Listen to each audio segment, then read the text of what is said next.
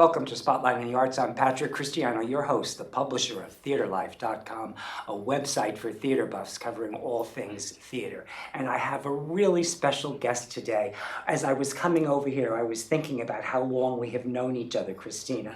And you told me we've known each other for almost 30 years. It's my dear friend, Christina Strassfield, the executive director of the Southampton Arts Center. Welcome. Thank you, Patrick. It's so wonderful to be here once again with you on your wonderful program. Oh, it's a pleasure to have you all the time. I'm so excited to be able to talk about what's going on at the Southampton Arts Center, where you are the new executive director, which has been about 7 months now, but we'll get into that later because you've got so much going on there. We do. We have a lot of wonderful programming. I'm so excited. Started in January, hit the ground running, and keep going. Keep planning wonderful programming for the whole summer and again for the fall and to next year. Well, you're amazing. I love everything you do. I don't think I've ever seen anything that was a clinker from you. You're so kind. No, it's true. It's true. I still do. Anyway, right now, you have a really amazing exhibition going on. Let's tell our viewers about it. Absolutely. It's called Change Agents, Women Collectors, Shaping the Art World. And this is an exhibition that came about with Simone Levinson, who's the chairman of the board, and she is also the co-founder. Simone is also the co-founder of the board. And not at all. And when I was officially hired in November, we started talking about some of the programming. I said, well, what is in place, what's not in place? And she said, this is an idea that she had that she wanted to put together last year, but she couldn't get it together. So I said, this is the show that I want to see happen for the Southampton Art Center's 10th anniversary. So again, the idea was to have a number of collectors and have them choose what they collect and why they collect, and women collectors specifically, because a lot of times it's husband and wives, a lot of times it's men collectors, but women have really never gotten a show like this, so it's really quite an amazing task. She called up 7 of her closest friends who happen to be collectors who are part of the 200 top international collectors of the world. That's really cool. Which was quite amazing. And then we said we wanted to. So we have the names. We absolutely do. Have the collectors? I'm going to read them off so I don't forget anybody. Of course. Sassoon Eskasibazi, Emily Fisher-Landau and Candia Fisher, Agnes Gunn, Jane Holzer, Pamela Joyner, Roya Kajavi, Christine Mack, Elisa Newton, Lisa Perry, Holly Peterson, Beth Rudin DeWitty, Joy Simmons, Mickaleen Thomas, and Netta Young. And as I said, these are top collectors, internationally known. But what we wanted to do is, she had 7 people that she knew immediately. We wanted to get the idea to broaden it out a little bit, so it wasn't just her friends. So we reached out to Kate Fowle and asked her to be the guest curator. She brought 2 younger curators on, and we were really able to enhance and diversify the collectors, and that would also diversify a little bit of the artwork that was going to be shown. And so we're thrilled. The show opened. We had about 400 people at the When did it open? It opened August 12th. And now it's going to be up all summer, though. We can see it until when? All summer till September 30th, which is really great. So we have some installation photos. I think he's been showing it. Oh, great. Well, this is wonderful. The piece that you see on that blue platform is called Wangechi Mutu. She was just recently shown on the archive, on the outside of the Metropolitan Museum of Art.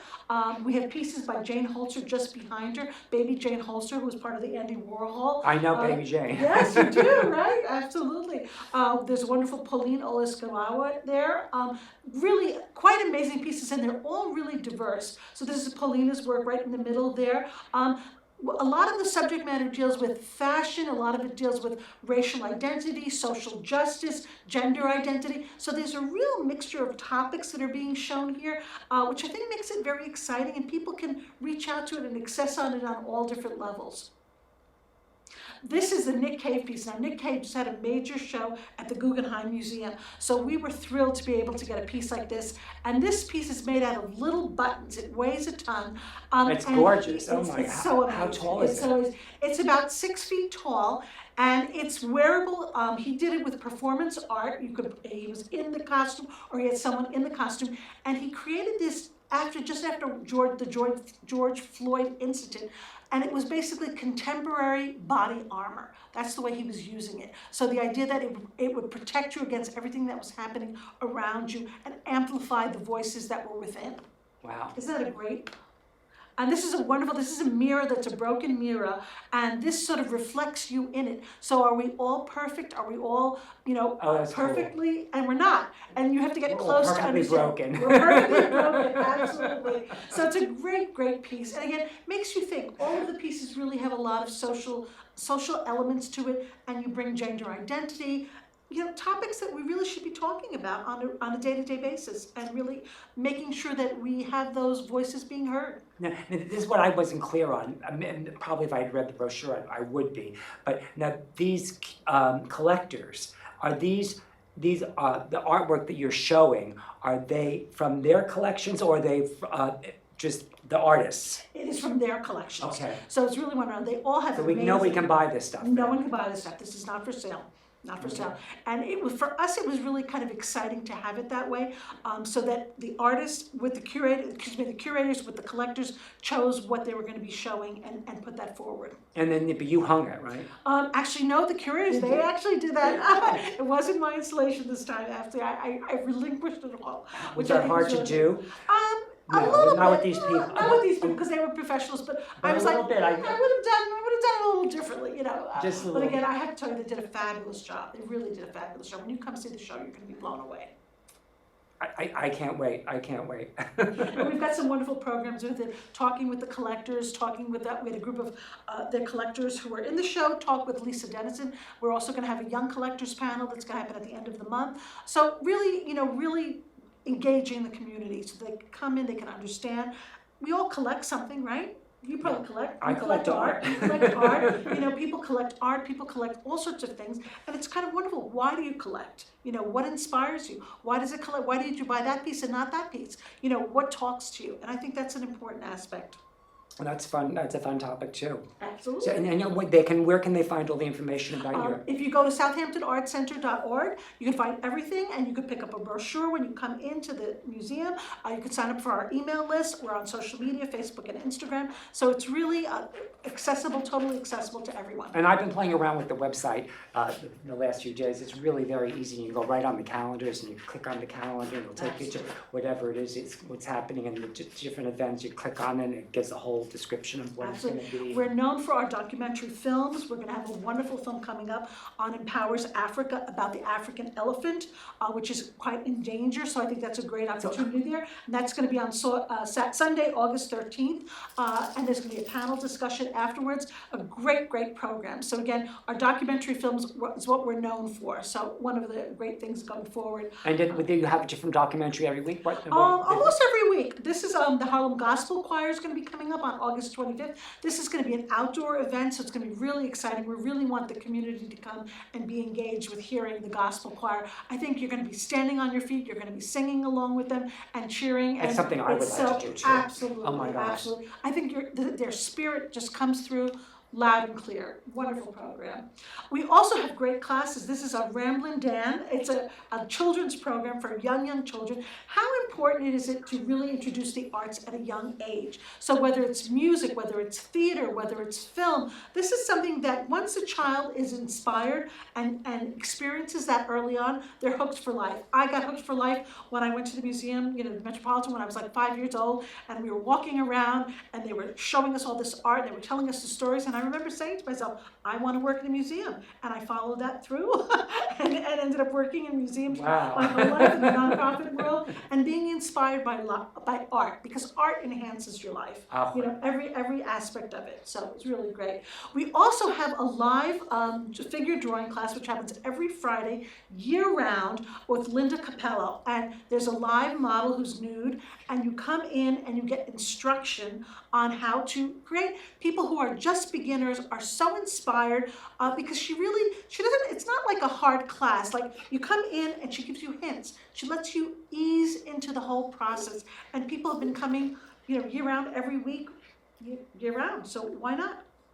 You can enjoy it, you can learn, and be inspired. Well, yeah, you have to, and it gives it a consistency to do it year round too, and you need the consistency to really be good at it. To really grow within this framework. And I have to tell you that I've seen artwork that just blows you away. People who started like a few months ago and are not good, or weren't good, and then all of a sudden how they progressed.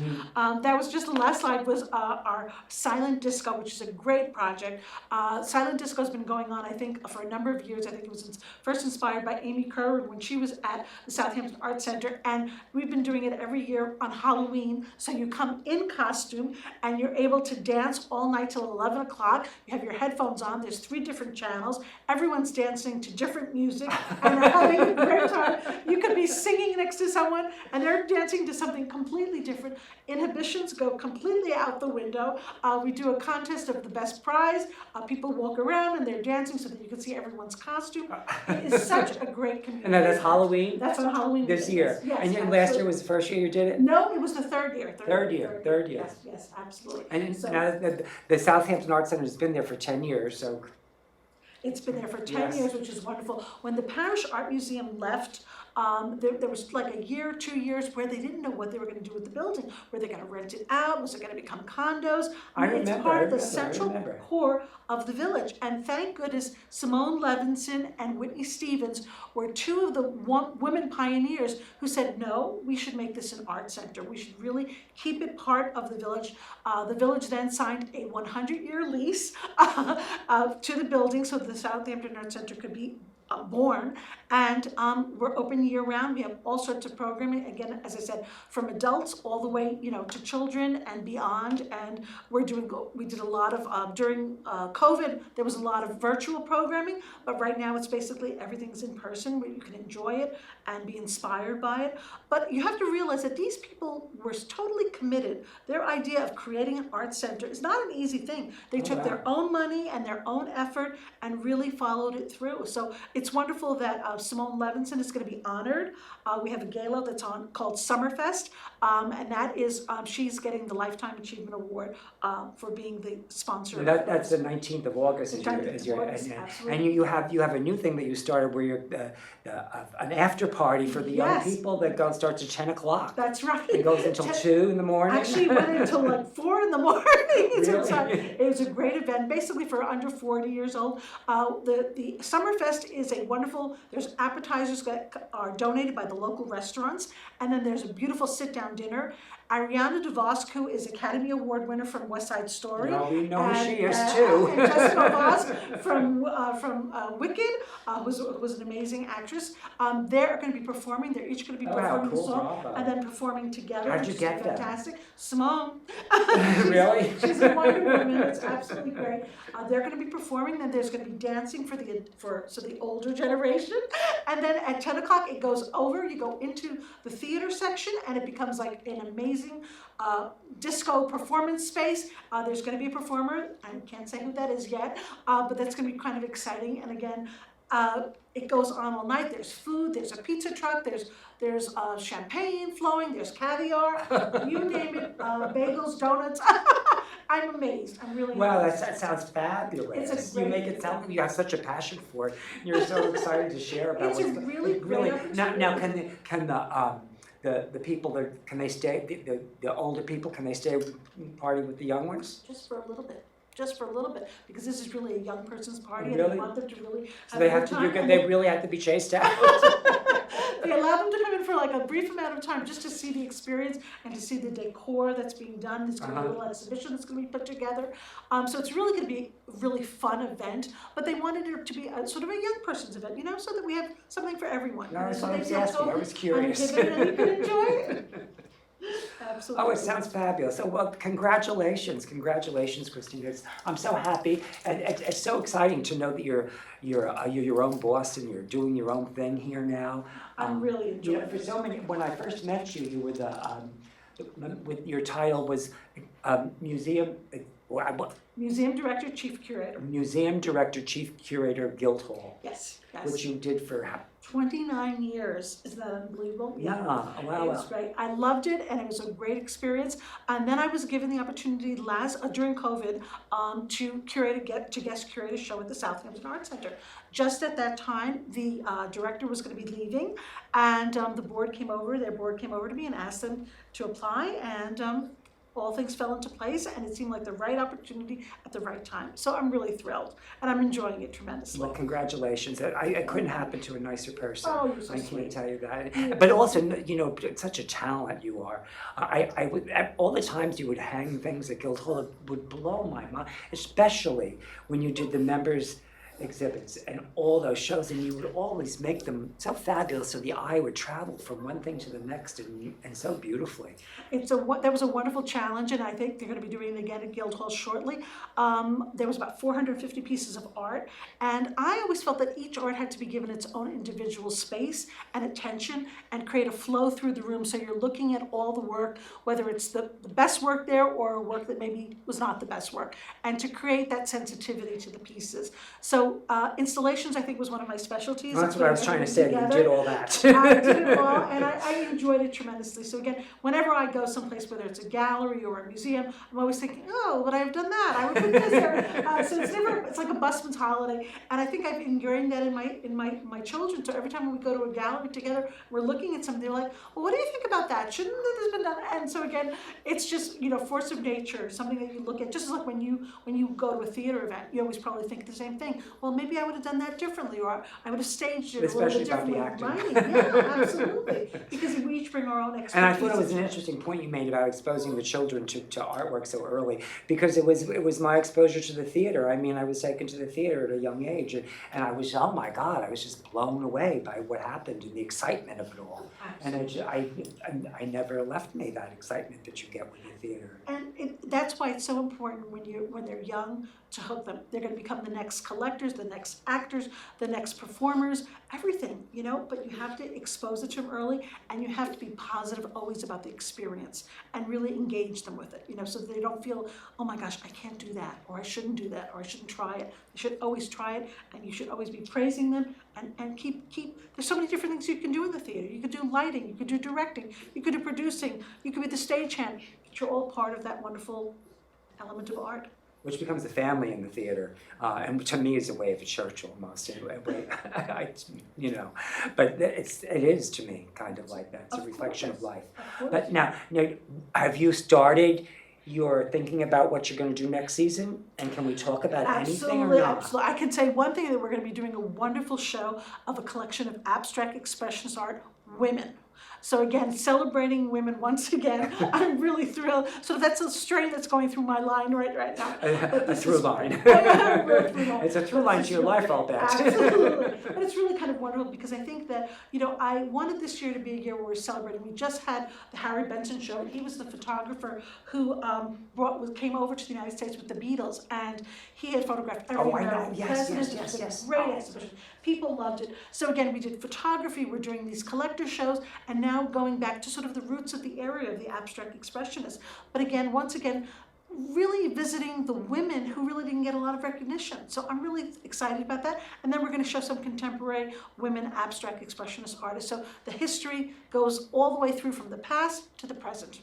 And the films, your film series, Yes. Will that continue through the winter? Absolutely, and it's going to continue through and the winter. And what night is that again? It usually is on Friday and Sunday nights. And they're always different? They're always different, absolutely. So every Friday and Sunday you have a different film to be seen that's part of the series, absolutely. Which is really dynamite for the people in Southampton. Wonderful, and we're going to be hosting the Hamptons International Film Festival. We'll be there 2 days. And what does it cost to come to a film? The film is usually $10, and members are free. So if you become a member of the Southampton Arts Center, you're going to make your money's worth, and you're going to pay for your membership right, coming And then to what the about coming to Thursday. view the shows? Do you have to be a Free, member? totally So free. you can just walk in. Anybody that walk in. wants. And what are the hours? We're open right now Thursday through Monday, 12 to 5. After Labor Day, we're going to be open Friday, Saturday, and Sunday, 12 to 5. So say it again. Thursday through Monday, 12 to 5 right now, and then after Labor Day, it'll be Friday, Saturday, and Sunday from 12 to 5. Right, thank you. So you can go to the Southampton Arts Center anytime and see the exhibition that's there. And if you can't remember the hours, go to the website and check it out. It looks like it's really fabulous. I'm going to have to get over there because I haven't seen it yet. I mean, It's really a wonderful show, and you'll be so inspired. yeah, I'm sure I will be. Now, when you change, when does our show come down? This one is going to come down on September 30th, and then the next show is going to open on October 6th. No, what's the next show? It's the Abstract Expressionist Oh, show. so Yes. so that's, and how long will that be up? And that'll be up until we're contemplating keeping it up through New Year's Eve and having a New Year's Eve party. With What that do you show? think about that?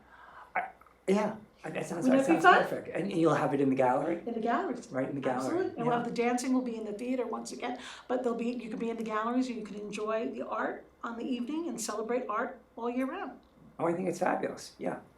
And what about the next season? How far ahead have you gone? We've got a number of things that are formulated. I don't want to announce them just yet because we've got contracts that we have to sign and we haven't signed them yet. But again, a wonderful lineup of different programs, very eclectic, trying to reach out to the community that's here when they're here. So again, we're open year round, so we want to address the community that's here year round.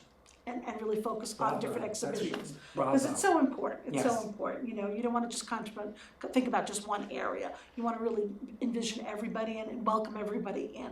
And so that's always been my goal, and I continue to have that here at the Southampton Arts Center. So you'll come back and you'll talk about what's going to happen next year when you've got everything. Absolutely, I all look the forward dots to it, I really look dotted forward and to the that. T's crossed. That's right, all the contracts signed. We have a few minutes. If there's anything else that do we cover everything we wanted to talk about? I think we talked about the film, we talked about the classes, we talked about the art programs that we're having. Let me think, what else do we have? Well, what other great programs do we have? We're good. We're good. Yes. We're good. Come visit. You just come back often. come back when you sign all your new contracts. Absolutely. Get out to the Southampton Arts Center, and their gala is going to be on the 19th. There are two galas. There's an earlier one and a later one for you, the young people that want to really dance and carry on. You can do that too.